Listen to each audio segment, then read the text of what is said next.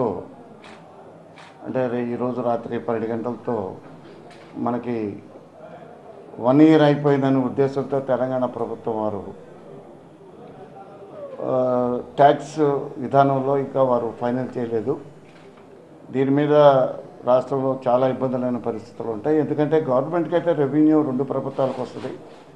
కాకపోతే ఏంటంటే common capital ఉన్నప్పుడు ఇటు 13 జిల్లాల నుంచి చాలామంది కూడా హైదరాబాద్ రావాల్సిన అవసరం ఉంది.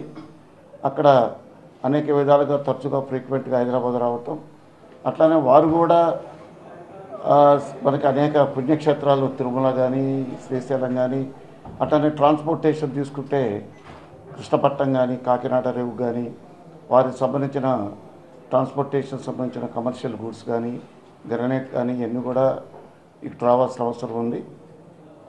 ముఖ్యంగా ట్యాక్సేషన్ విధానంలో ఈ 10 సంవత్సరాలు ఒక పద్ధతిలో కొనసాగితే బాగుంటుందని ఒక ఆలోచన ఉంది. మరి వారు ఏ నిర్ణయం తీసుకుంటే వారికి అనుగుణంగా మేము కూడా ఆలోచించి ముఖ్యమంత్రి గారితో మాట్లాడి ముఖ్యమంత్రి గారు ఏ విధంగా ఆదేశాలు ఇస్తే ఆ ప్రకారం ముందుకు పోవాలని ఒక ఆలోచనలో మేము ఆలోచిస్తున్నాం.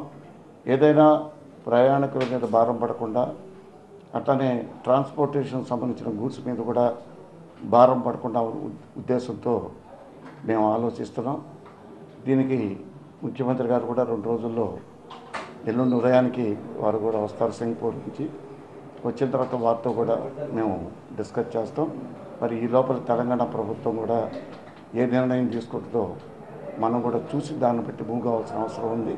ఎందుకంటే ఈరోజు రాష్ట్రం అంతా కూడా బస్సు ఆపరేటర్లు కానీ లారీ ఓనర్స్ అసోసియేషన్స్ కానీ అందరూ కూడా ఏ విధంగా ఉంటుందని వారు ఎదురు చూస్తున్నారు. వారైతే చాలా జరిగితే మాకు చాలా ఇబ్బందికరంగా ఉంటుంది, అన్ని విధాలు కూడా నష్టపోతాం. ప్రయాణికులకి ఛార్జీలు కూడా పెంచాల్సిన అవసరం ఉంటుంది. అట్లనే ట్రాన్స్పోర్ట్కి సంబంధించిన గూడ్స్ కూడా రేట్లు పెరిగే అవకాశాలు ఉంటాయి. దాని గురించి ఇటు మా ప్రభుత్వం సైడ్ నుంచి మేము కూడా ఆలోచిస్తున్నాం. వారు మొన్న కూడా ఈ మధ్యలో రీసెంట్గా వారి రవాణా శాఖ మంత్రి మహేందర్ రెడ్డి గారితో కూడా నేను మాట్లాడటం జరిగింది. వారు కూడా ఆలోచించి చెప్తామన్నారు, కానీ ఈ రోజు వరకు మనకు ఫైనల్ కాలేదు. అందువల్ల అన్ని విధాలుగా కూడా ఈ రాష్ట్ర ప్రజానికానికి ఇబ్బంది లేకుండా పోవాలనే ఉద్దేశంతో మేము ఆలోచిస్తున్నాం.